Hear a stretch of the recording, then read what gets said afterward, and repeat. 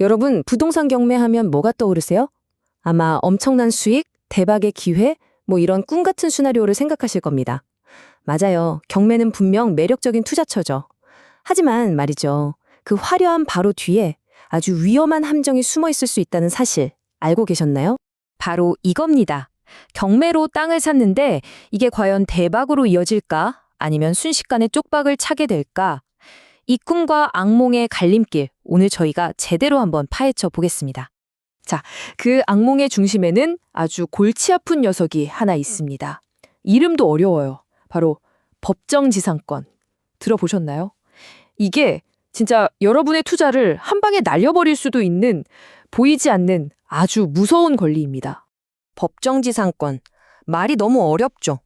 이게 뭐냐면요. 아주 쉽게 말해서 건물을 지켜주는 투명 방패 같은 거라고 생각하시면 돼요. 경매로 땅 주인이 갑자기 바뀌어도 그 위에 서 있는 건물은 이 방패 덕분에 나 여기 계속 있을 거야 하고 버틸 수 있는 거죠. 새로운 땅 주인이 맘대로 철거를 못 시키는 겁니다. 자, 그럼 이 복잡한 개념을 확실하게 이해시켜 드리기 위해서 제가 재밌는 이야기를 하나 들려드릴게요. 여기 겉보기엔 거의 똑같은 두 건물이 있습니다. 그런데 말이죠.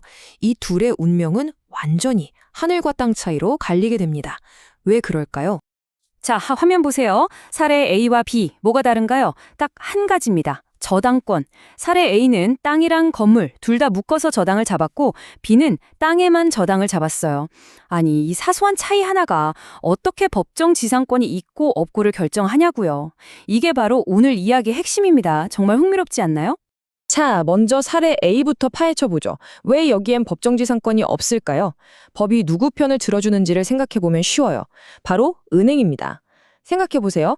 은행은 땅이랑 건물을 한 세트로 보고 돈을 빌려줬는데 건물이 싹 철거돼 버렸잖아요. 이미 담보 가치가 한번 무너진 거예요. 그런데 새로 지은 건물에 너도 권리가 있어 라고 인정해주면 땅 가치까지 떨어져서 은행은 이중으로 손해를 보게 되는 거죠. 그래서 법이 안 돼, 그건 은행한테 너무 불리해 라고 막아주는 겁니다. 그러니까 낙찰자는 건물 철거 소송은 할 수 있어요. 근데 그 소송하는 동안 내 돈은 꼼짝없이 묶여 있는 거죠. 이것도 엄청난 리스크예요. 자, 그런데 사례 B는 완전 다른 이야기입니다. 여기선 은행이 처음부터 뭐만 보고 돈을 빌려줬죠? 맞아요. 오직 땅만 보고 빌려줬어요. 그러니까 옛날 건물이 없어지고 새 건물이 들어서도 은행 입장에서는 뭐 크게 달라질 게 없는 거죠. 손해볼 게 없다는 뜻이에요. 그래서 법도 그 정도는 괜찮아. 새 건물이 옛날 건물 권리 그대로 가져가도 돼. 라고 허락해 주는 겁니다. 그럼 낙찰자 입장에선 어떨까요? 건물을 부술 수는 없지만 대신 뭘 할 수 있다? 땅 사용료, 그러니까 지료를 따박따박 받을 수 있게 되는 거죠. 이게 또 새로운 수익 모델이 될 수도 있는 거고요. 자, 이제 법정지상권이 있고 없고는 좀 감이 오시죠? 근데요, 여기서 끝이 아닙니다. 진짜 무서운 위험은 지금부터예요. 법률 문제 말고도 여러분의 지갑을 탈탈 털어갈 수 있는 보이지 않는 비용들이 숨어 있습니다. 그 중에서도 최악의 빌런은 바로 서류에는 없는데 현장에는 떡하니 버티고 있는 미등기 건물 또는 무허가 건물입니다. 유령 같은 존재죠. 이런 건물들은 나중에 낙찰받은 사람한테 어마어마한 벌금 폭탄을 안겨줄 수 있습니다. 예를 들어 볼까요? 이런 골치 아픈 건물을 어떻게든 합법적으로 만들려고 하면 측량해야죠, 설계 다시 해야죠, 취득세 내야죠. 이런저런 비용을 합치면 와, 1,000만 원이 그냥 우습게 깨져나갑니다. 시작부터 마이너스인 거죠. 근데 여기서 끝이면 다행이게요. 만약에 이게 불법 건축물로 딱 찍히면요. 이행 강제금이라는 무시무시한 벌금이 날아오기 시작합니다. 이게 뭐냐면 시정할 때까지 매년 500만 원 이상을 계속 내야 하는 거예요. 한 번 내고 끝나는 게 아니라고요. 수익은커녕 완전 밑빠진 독에 물 붓는 신세가 되는 겁니다. 좋아요. 그럼 소송에서 이기면 되지 않냐? 아까 그 사례 A처럼 내가 법적으로 이길 수 있는 상황이라고 쳐도요. 절대 마음 놓으시면 안 됩니다. 건물 철거해달라고 소송 거는 데 드는 변호사비, 각종 비용만 해도 최소 1,500만 원이에요. 이겨도 남는 게 없는 싸움, 상처뿐인 영광이 될 수 있다는 걸 꼭 기억하셔야 합니다. 아, 듣기만 해도 머리가 아프죠.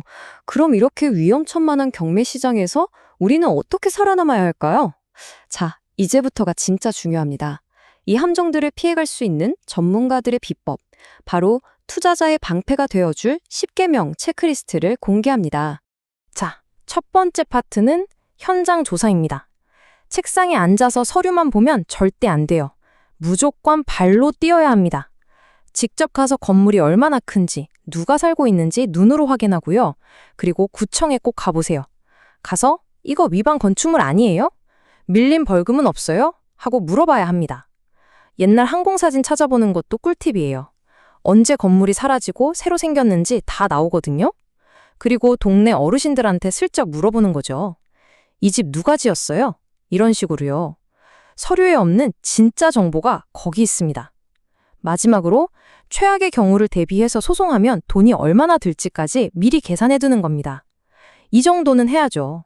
자, 현장 조사가 끝났으면 이제 책상에 앉아서 냉정하게 분석하고 계획할 차례입니다. 먼저 돈 문제. 이런 특수 물건은 은행에서 대출 거의 안 해줍니다. 그러니까 내 돈이 얼마나 필요한지 자금 계획부터 확실히 세워야 하고요. 만약 거물을 못 부수는 상황이라면 땅세, 즉 지료를 받아서 수익이 얼마나 나올지 꼼꼼하게 따져봐야 합니다. 주변 시세랑 비교해서 말이죠. 그리고 가장 중요한 거 바로 플랜 B입니다. 만약 내가 놓친 게 있어서 이거 도저히 안 되겠다 싶으면 입찰할 때 낸 보증금 수천만 원, 그거 그냥 포기할 수 있는 용기가 필요합니다. 그게 더 큰 손해를 막는 길일 수 있거든요. 이것까지가 계획에 포함되어야 진짜 프로입니다. 결국 오늘 제가 드리고 싶은 말씀은 이겁니다. 경매 성공은요, 법조항 몇 개 외우는 데서 오는 게 아니에요. 얼마나 지독할 정도로 철저하게 조사하고 얼마나 냉정하게 수익률을 계산하느냐, 바로 거기서 승부가 갈리는 겁니다. 자, 이제 모든 걸 배우셨습니다. 그럼 제가 마지막으로 여러분께 한번 여쭤볼게요. 오늘 본 것처럼 이렇게 복잡하고 까다로운 권리가 얽혀있는 땅이 경매에 나왔습니다. 여러분이라면 여기에 과연 입찰하시겠습니까? 한번 진지하게 고민해 보시죠.